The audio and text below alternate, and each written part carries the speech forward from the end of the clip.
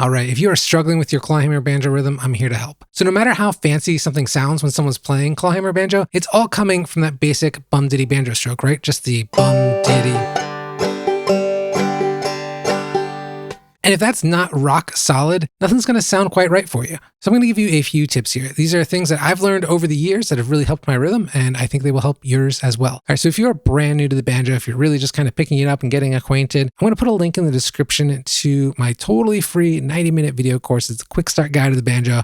Idea here is it gets you to playing your first song. And also, if this rhythm stuff is of interest to you, I highly recommend you check it out as well, because I go into quite a bit of detail. I think this is just one of those fundamental things that you need to have in place early on to really succeed at the banjo. So yeah, check that out. So let's get into it. My first tip is to go slower than you think you need to. So there's this old saying I really love. I think it's so applicable to playing a musical instrument, and that is slow is smooth, smooth is fast. Basically, what I mean here when I say that is that if it doesn't sound good slow, it's not going to sound good fast. And it can be tempting to sort of speed things up. Sometimes maybe it feels like you're playing a little better faster. It's not usually the case. What's happening is you're sort of glossing over your mistakes, basically, but it's still going to come through in the end. It's not going to sound quite right. So play slower than you think you need. Now, the way I recommend doing that is to use a metronome. I've got a metronome right here. You don't need to buy one. Just go to Google, type in the word metronome. They've got a free one you can use. Very convenient. Or use tools like Strum Machine. That's great too.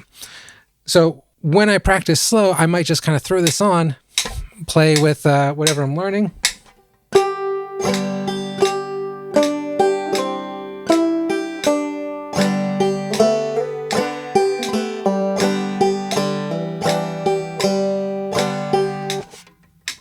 Yeah, and just really work on getting that timing rock solid.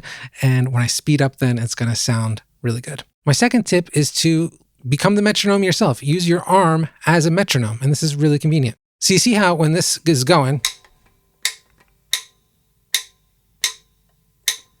you've got that steady arm moving back and forth, right? So part of the reason why I'm doing that is to use my arm essentially as the arm of the metronome. So I'm using sort of the feeling of my forearm on the side of the banjo here and just that constant hammer motion.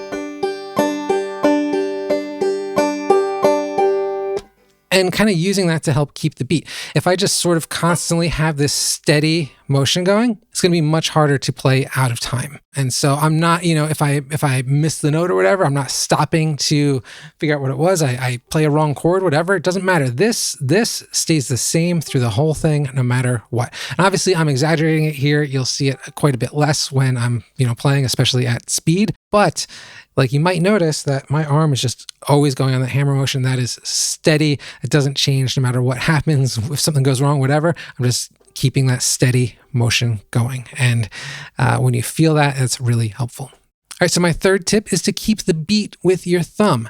This is sort of a little bit of an extension of using your arm as the metronome. I'm also hammering into the fifth string or whatever string if I'm doing drop thumb, but I'm sinking my thumb into a string on every beat.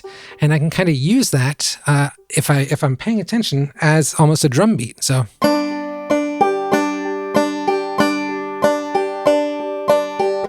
when I feel that string hit, it's almost like tapping my foot, but I'm tapping my thumb into the string instead.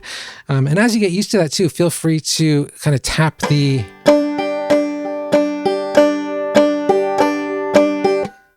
head of the banjo as well. And you can work on pulling that back later if you choose to.